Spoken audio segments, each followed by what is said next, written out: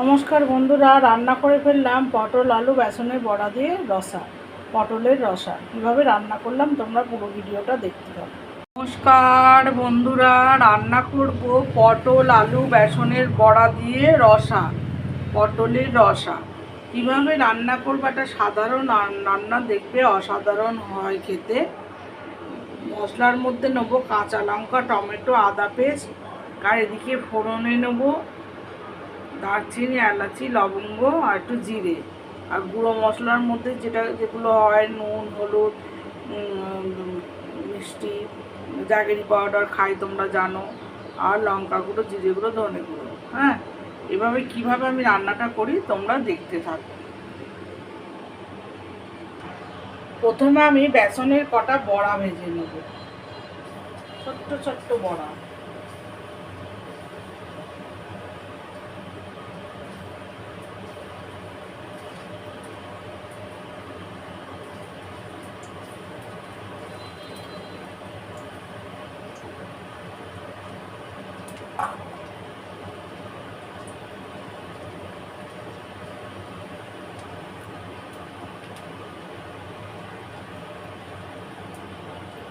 দেখো বন্ধুরা, বেসনের বড়াগুলো আমার লাল লাল করে ভাজা হয়ে গেছে, তুলে নিচ্ছি।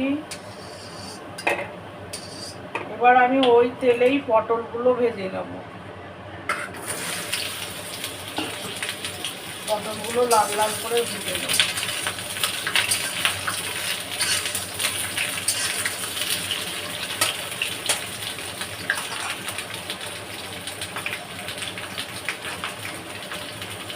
একটু ঢাকা দিয়ে দেবো,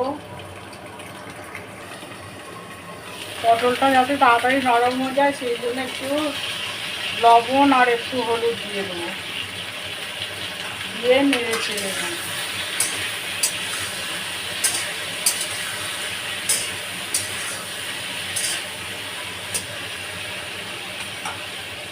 ঢাকা দিয়ে দিলাম।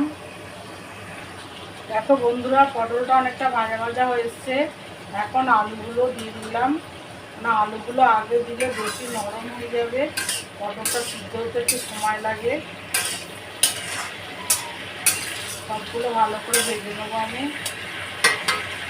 আবার ঢাকা দিয়ে দেবো। পটল আলুটা ভাজা ভাজা হয়ে গেছে লাল লাল করে। এবার আমি এটা তুলে দেবো।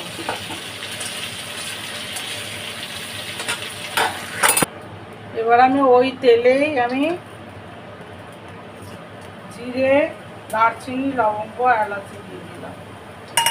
দিয়ে এবার পেস্ট করে রাখা মশলাটাও দিয়ে দেবো। এটা ভালো করে লাল লাল করে ভাজা হয়ে গেলে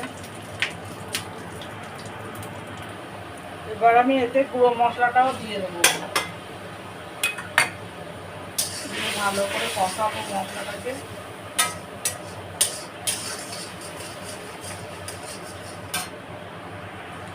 রঙটা ভালো হওয়ার জন্য একটু কাশ্মীরি লঙ্কার গুঁড়ো দিয়ে দেবো।